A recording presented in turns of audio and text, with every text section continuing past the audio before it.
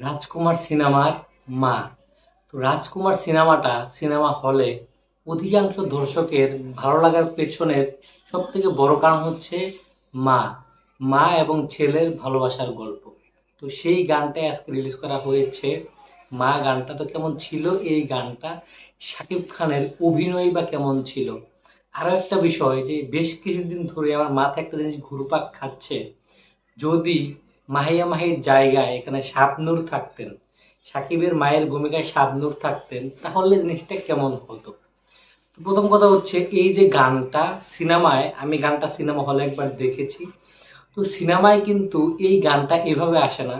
শাকিব খান যখন হেঁটে আসছিল তার মায়ের কাছে, তখন তার মা কোরআন তেলাওয়াত করছিল এবং সেই যে সিনটা পাহাড়ের মধ্যে এত সুন্দরভাবে সিনেমা হলে দেখিয়েছে, আপনি এটা দেখার পর একটা তৃপ্তির ঢেকুর পাবেন।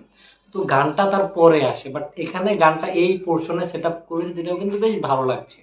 শাকিব খানের অভিনয় আপনি দেখেন, তার এক্সপ্রেশন দেখেন, মুগ্ধতা ছড়াবে, দেখে ভালো লাগবে। এখানে মাহিয়া মাহির মানে লুকস, তার মেকআপ দুর্দান্ত।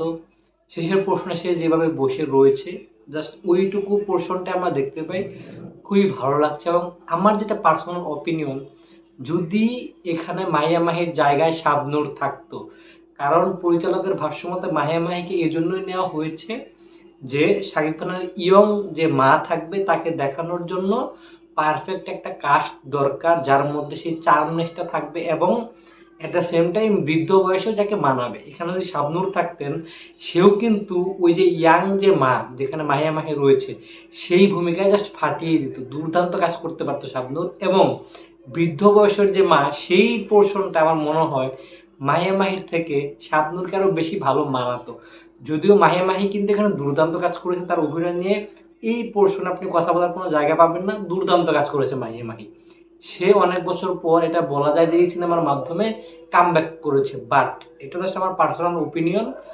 শাবনূর হলেও কিন্তু আরো দুর্দান্ত লাগতো, যেহেতু শাবনূর এখন অভিনয় করছে বা রাজকুমার সিনেমা শুটিং এর সময় শাবনূর কিন্তু দেশে।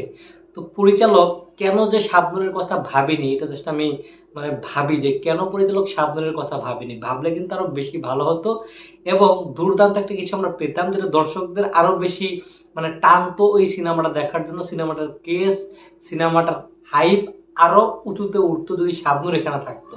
শাবনূর নিজে একটা কিন্তু ব্র্যান্ড।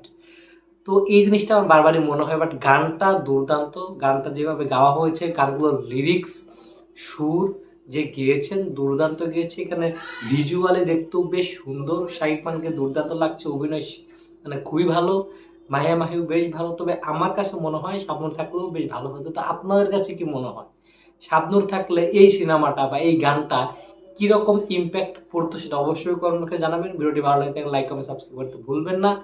দেখা হচ্ছে নেক্সট ভিডিওতে। Till then take care, bye by.